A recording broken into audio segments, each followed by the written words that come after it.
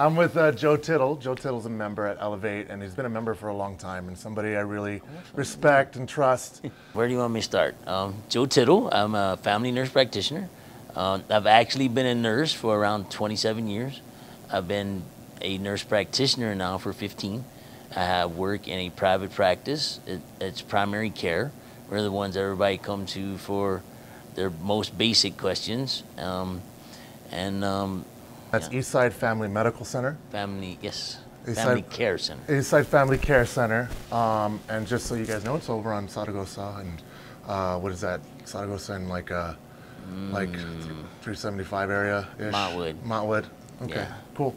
Well, the reason I asked Joe here is to just ask some important questions. I know there's a lot of people who have questions during this time right now, and this is being recorded during the coronavirus beginnings of things, and there's a lot of people kind of freaking out, and you know, it's important to discuss, and a lot of people don't have access to a medical professional such as yourself, especially with so much experience. And we have a thing where we're doing 15 minutes, and so we'll try to keep it short because these things can go a little long, and we'll go 15 minutes AMRAP style, right? As many questions as possible in 15 minutes, and hopefully there's some give short answers. Yeah, good answers. All right, so we'll start the clock and we'll just go, and then we'll just try to keep it nice, short, and sweet. 10 seconds on the clock. So here we go. So I guess the biggest thing, hey, there it is. That's the gym thing, man. You hear that? Now you find yourself at the gym. All the butterflies happen right before the clock goes off. So I guess, you know, what should we be doing now? How do in a time like this, how do we continue to stay healthy? I think the most important thing is all the advice your mom gave. Go to bed on time, get 8 hours of sleep, wash your hands. Yeah. You know, pick up after yourself, don't leave things cluttered. I think those are actually the most important things to stay healthy when this time of year, any time, any year. Uh-huh. So, okay, and so, you know, my mom and my mother-in-law, I don't want to put her on blast or anything. Don't tell everybody. No, I shouldn't have said that. But, you know, I think there's a lot of myths out there. Right. And I was talking with my parents yesterday night, and, you know, my mom asked me, there's so much about elderberry. Is that a myth or is that fact? Yeah, so actually it's, they're facts because they come in different formulations. They use them, but they're not really specifically for killing off a virus. Okay. But they reported uses, because it's not really been studied, is that it boosts your immune system. It makes your immune system work better, kind of like vitamin C does. And that's the reason why people, elderberry, garlic, they're supposed to be better for circulation. Again, there's not being great big studies like a medicine that's been released on the market. It's kind of like a supplement, but it does. A reported use is that it increases and boosts your immune system. Is one better than the other? Makes it work better. I don't think so. Would be the same as taking vitamin C, or is that addition to? So it'd be an addition to it. Yeah. Yeah, because you can't. I mean, if you took a lot of vitamin C, it really makes you sick at your stomach. And so if you just take like a reasonable amount, like 1,000 milligrams a day, and maybe add elderberry to it, it just kind of helps boost your immune system, and makes it easier for your immune system to recognize things that come into it. It'd be like similar if I give you a flu shot, I'm gonna inject you with the flu. Right. Just like if we come up with an immunization for this coronavirus, we're gonna inject you with a virus. It's gonna be a weakened type virus, so you will have an immune response. But that's so that your body goes out, makes copies of that virus, puts it back away, and says, next time this comes back, I'm gonna know what it looks like and I'll attack it faster. Yeah. What elderberry does is it makes that response faster and stronger, and that's the reported use of those types of things. Okay. Is there any other supplements that we should be taking at this point right now? I can't say there's anything, I mean, other than that. Vitamin C, is I don't want to do a plug, multivitamins and... Yeah, so your regular one-a-day vitamins, they usually have vitamin C. I think B vitamins, B1, B6, B12, those are all good vitamins for your immune system and your nervous system. And then if you really wanted to add something on, there's vitamin that's basically the basis of it is kind of like elderberry and those types of things is called nattokinase. And it encased them, nattokinase, it increases your immune response. Okay. Are those pretty much available right now? Yeah, you can get them anywhere. You can get them at GNC, Vitamin Shop, and those have been deemed, like during the shutdown, to be medically necessary places to keep open, right, so you can still go there. Okay. So how about, I know this is not a virus that's been studied extensively. It's obviously very new, right, and that's the reason for the novel coronavirus. Who is it? Who is really at risk here? Who are the people that we should really be concerned about as family members? So if you look at the statistics we have right now, as this came into the United States, the mean age of people dying from this virus is 80 years of age. The mean age of people getting severely ill is 60 years of age. What we've noticed in the last few weeks in the United States, it seems like, actually, I think this information came from Italy. 30 to 55 seem to be getting really severe right now. I'm not sure why that is, but so if we're asking who is it we need to protect, we need to watch out for grandma, we need to watch out for aunts and uncles who are in that age group. I would say 50 to 80 years old. So when you say watch out, not visiting them? Yeah, I would. What would you suggest? So the suggestion I make to people, if you have an 80-year-old mom or dad that you take turns visiting them, if you're feeling sick, 102, 103 degree fever, definitely don't go there. If you just feel kind of run down, maybe take a break and don't go. Call on the phone, make sure they have the ability to talk to somebody. Check in on them every day and make sure they're doing okay, even if that's by phone. Call them and talk to them. A lot of the nursing homes and stuff, they're limiting visits to the hospital, to the nursing home. If you go inside, they're checking your temperature before you go in.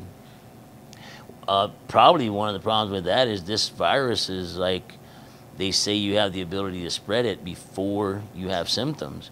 I think that's true with any virus. It's not that person in the corner coughing that you need to worry about, because you're going to stay away from that person. It's a person who looks fine today that's got 102 degree fever tomorrow. That's the one that might have been contagious to you that you weren't aware of. Mm-hmm. Are there any other signs that we should, just be concerned about? And obviously, not necessarily, if we start to show signs of this, don't panic, but right, at least start to distance yourself even more so than... Right, yeah, so if you saw Dr. Fauci, he actually released a video this morning. He's on the coronavirus task force with Mike Pence. And so what he said this morning was that, if you have these symptoms, and the biggest one is the fever over 100.4 degrees, if you have that symptom, don't run to your doctor's office, don't run to the ER. We need you to call and ask for advice so we can get you to the right place to test. Because, for instance, if you came into my office and you tested positive for coronavirus, you would take my office out of the ballgame. We're off the field now for because the next you've been 14 exposed, days. Right. So you wouldn't be able to provide any care. Right. So for 14 days, they got to clean my office, and they have to make sure no one in my office has the disease. Same way, like I have a patient who's actually a nurse, and she was in the ER, and a patient came in that was a suspect for coronavirus. As soon as that patient came in, that team took care of them, but they were exposed, so they had to go home until they knew that test was negative. And so I think she was off work for like 2 or 3 days. And definitely you don't want healthcare. There's a healthcare provider shortage in this nation. Right. We don't want to take them off the field. We need them. So make sure you call and ask for advice so we can get you to the right place and get you tested by people who are already prepared for you when you get there. So again, don't rush into an office. Call. Right. Call and ask for advice. Call and ask for advice. Right. So we did a test on a patient this week, and the biggest problem I had with it was he was kind of pushed to come in, but he was exposed at work, and they have a place to go. and so he should have gone there instead of coming to our office.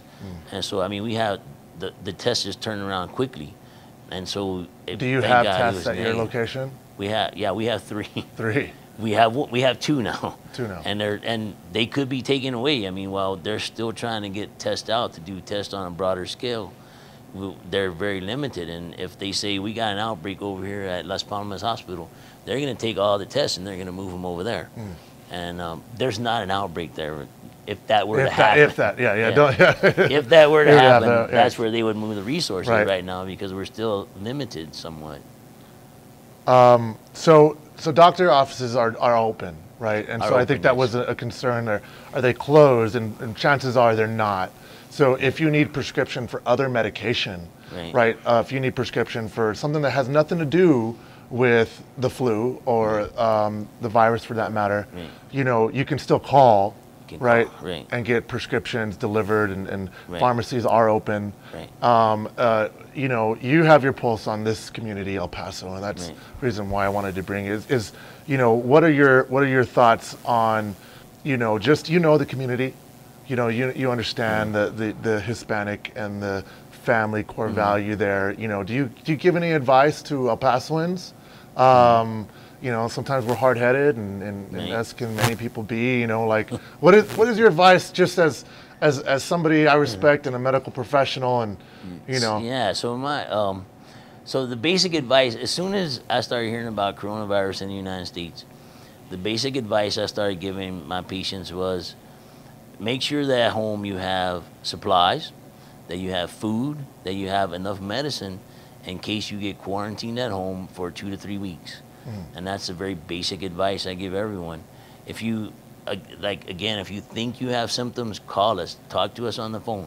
We have a nurse that has 40 years experience in our office who's willing to talk to you. We have a Facebook page, and we've answered questions through that Facebook page. The reason we put a thing up saying we have the ability to test, we made a post. It's got like 11,000 hits for people just to ask us questions about this coronavirus, so that we can try to make people comfortable and direct them in the right direction if they get sick. Do you stop people at the door? What we're trying to do is stop them on the phone. Okay. Call in, we will see you. If you feel like What you if have someone a fever, shows up we'll to your screen office, you man, at the and door. is like, well, I don't know, you know? Yeah. Are the doors locked, and you kind of let people in as it is? This is just a very curious question. Yeah. So the door is not locked because it's against the law now. But what we're trying to do is catch them out in the parking lot and say, if you think you have a fever, let us check your temperature outside before you get inside. Right, because it's so important to keep your doors open. Right. Beyond this, you have people that really rely on you for other care. And another thing we're trying to do, I mean, one of the first press conferences this week, President Trump said, we're going to pay you at a rate just like you're sitting in front of a patient to do telemedicine and telehealth, where the difference being telemedicine, you're on the phone. Telehealth, you're on Zoom or some Hangouts or FaceTime video conferencing with people. But, you know, that pays about 1/3 of what a visit does. But President Trump said so that you can see these patients, because it's so vitally important, but keep them from moving around on the streets. We'll allow you to do it this way, so that, and pay you at a rate just like that patient sitting in front of you. And that serves 2 purposes. Number one, it pays me, but it helps keep my staff working too. Rather than them just having to take a government check, you know, to subsidize them for the next however long this lasts. Last question, and this was kind of like sent in. I've been having some symptoms, but offices are telling me I don't qualify for testing. I started with the sore throat and low-grade fever. That's also gone. My sore throat's gone. Extreme fatigue, really bad headache, eyeballs hurt, which made me think this might be the virus, as an article from a 22-year-old who had positive symptoms. I'm lightheaded and dizzy. I don't have a cough. I don't feel especially short of breath, but I get very lightheaded when I hold my breath 10 seconds. My SpO2 was hanging in the high 80s, but it's normal now. What would you advise? So my advice would be, this is cold and virus season anyway. It's also upper respiratory season. If you have asthma, if you have any allergies, make sure we're treating those. The standards for testing you right now are very strict. If that fever is not 100.4 or higher, that's number one. You will see. Last Friday they had just like a page. It's going to be the first page of the website when they get it up, and the first question is fever, and if the answer is no, that stops. So they've talked about drive-through testing. You have to go to that website when it's up, and that's the first question. So if you don't have the 100.4 degree fever, the answer is stay home, take Tylenol, self-quarantine, get in a room by yourself at home and stay there. Make sure you have access to a bathroom. People can leave food at the door so you can eat, and you can leave it back out for them to take away until you know that your fever has not gone that high. Do you have allergies? Take your allergy medicine and see if your symptoms get better. People tell me I have seasonal allergies. It is the season. Right. Take your allergy medicine. And yes, allergies can cause a low-grade fever. It is an immune response. And as long as you don't have symptoms, you probably have one of those simple colds out there. But you know, if you do have more symptoms like the 100.4 degree fever, the severe cough, it's like a cough that takes your breath away and shortness of breath with it, then it's probably not coronavirus, and you don't need to be tested right now. Okay, that's good advice. Thanks, Joe. I appreciate that, and I'm sure we appreciate that. Lastly, you know, all this serious conversation, I've been, as we have 10 seconds left, that's okay. I've been, hey, we did pretty good. We did good. Hey, yeah, we did it for time. Clock keeps us honest, like in the gym, right? Right. So, I wanted to do something I've been doing with some of my staff members and some of the other people I've been interviewing, and that's just to go lighthearted, and I have some dad jokes. Okay. Right now. Dad jokes. I imagine you're pretty good at this. Maybe the goal is I haven't read these. They're cut out. We're gonna take 6 dad jokes, put them on the table. You pick one. You pick one. You tell it to me. If you make me laugh, you get that win. If you make yourself laugh, I get that win, and then vice versa. Okay. So the goal is try not to laugh at these. And you pick one, I pick one, and then we'll do 6 of them. Okay. And I gotta warn you, I've done this for a little while, so I might be okay at it. But you have a lot more experience at dadding than I do. So all right, here we go. Ready? I can go first. Here we go.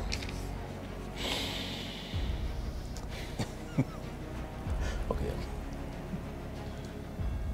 You want to hear about a joke about construction? About construction. Yeah. Still working on it.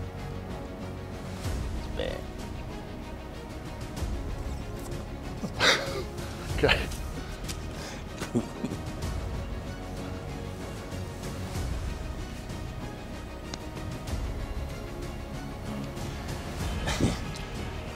How did Darth Vader know what Luke got him for Christmas?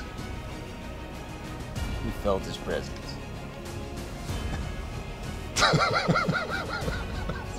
Good.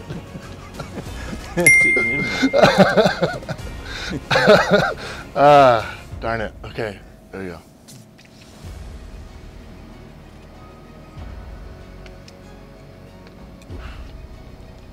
Did you hear about the chameleon that he couldn't change color? No. He had a reptile dysfunction. That's a good healthcare joke. He had a reptile dysfunction?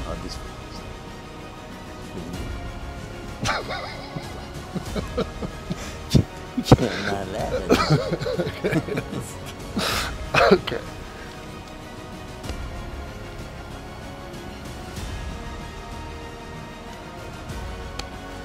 So, whenever the cashier at the grocery store asks my dad if he would like the milk in a bag, he replies, "No, just leave it in the carton."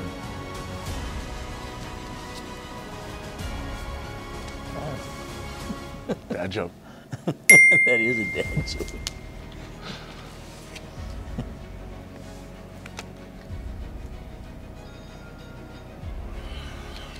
Two goldfish are in a tank. A tank. One says to the other, you know how to drive this thing? Oh, bad. Army joke. That's good. Army joke.